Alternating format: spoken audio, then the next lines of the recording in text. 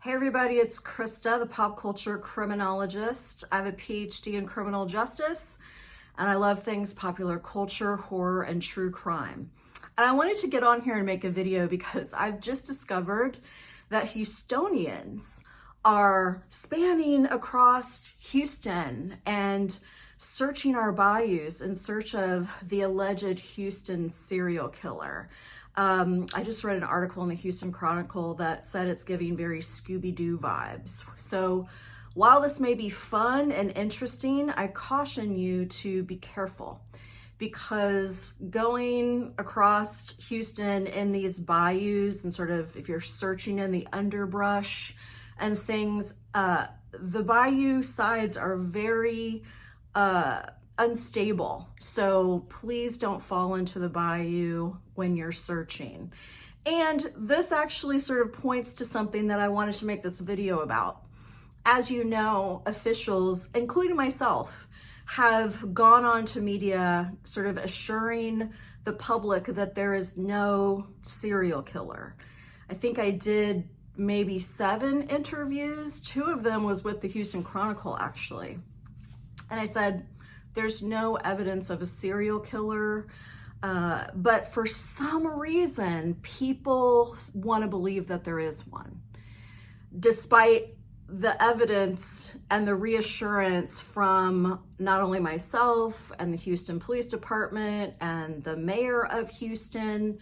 People are, boots on the ground, out there looking for a serial killer, which I don't know what they're expecting to find, but I just want to talk to you about why we want it to be a serial killer. Why are we wanting it to be a serial killer? Why aren't people listening to the experts say that it's not?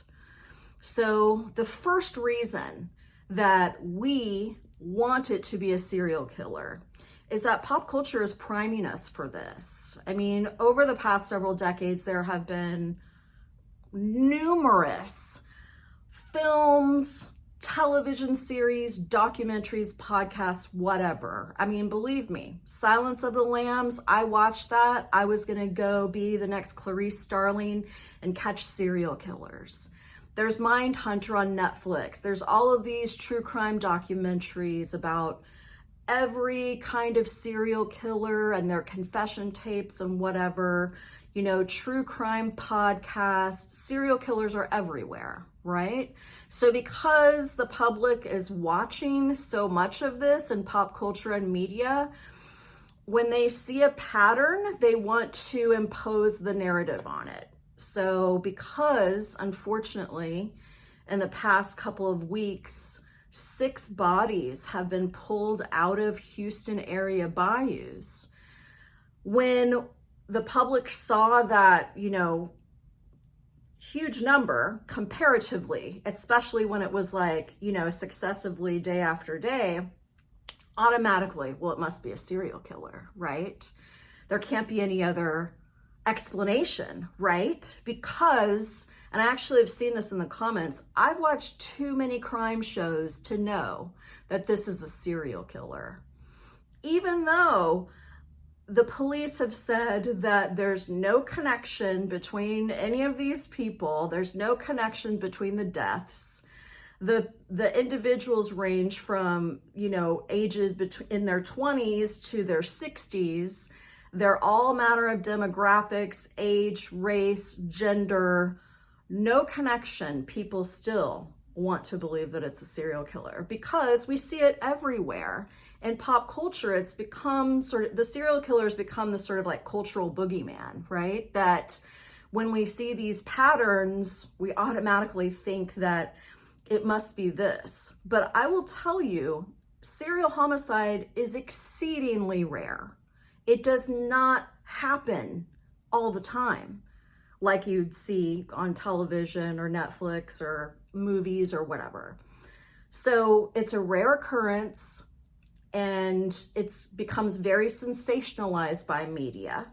And, when you have a serial killer, they tend to target the same type of demographic, the same type of victim because that victim fulfills a fantasy for them. And when you have all of these different types of individuals that are getting pulled out of the bayou, it really doesn't fit. But popular culture makes us think that we know so much about these types of individuals that we sort of become these armchair detectives. Well, really not armchair anymore because people are out on the bayou like trying to find a serial killer, right? So they've actually gotten out of their armchairs and are sort of doing this DIY, detection out on the bayou. But that's one of the reasons why we think that it's a serial killer, and we want to think it's a serial killer because popular culture has made us believe that this is a common occurrence, and it's not.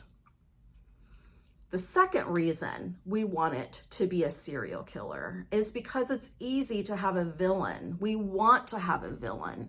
We want to have an explanation that is easy and maybe sort of sensational to sort of pin all of these bodies on, right?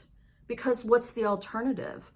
The alternative is that there are social issues that are causing these problems, that individuals are unfortunately finding themselves in the bayou due to mental health issues, substance abuse issues. People are unfortunately taking their own lives. And just when you channelize a bayou to make the waterway better, it makes the sides of the bayou very unstable. So you may be walking along the edge of the bayou and step on some unstable ground and find yourself in the water. And when that happens, it's not like there's a ladder or stairs to help you get out. If you are intoxicated, if you can't swim, if you're disoriented, if it's nighttime, that may lead to an unfortunate result and consequence of an individual passing away due to that. So what is so interesting and potentially upsetting about this is that we are more willing to say that it is a serial killer and go out on the bayou and try to investigate instead of looking at, well, what are the potential realistic causes of this? It's Occam's razor, right? The simplest explanation is likely the explanation. So if it's actually not a serial killer, then it means that we're going to have to sort of reconcile with these societal issues that we aren't addressing. Things like individuals being unhoused and displaced and having to live near the bayou. Like I said, addiction, mental health, poverty, all of these sorts of issues. So the real test is when it actually fully comes out to the point that it is not a serial killer and the public finally believes it. What's next? Will they move on and forget about this because it's not a serial killer, so it's not interesting anymore? Meanwhile, we still have dead bodies in the bayou. So I challenge you, just because it's not an interesting, cool, sensationalized serial killer, are we no longer going to be interested that people are dying in this waterway?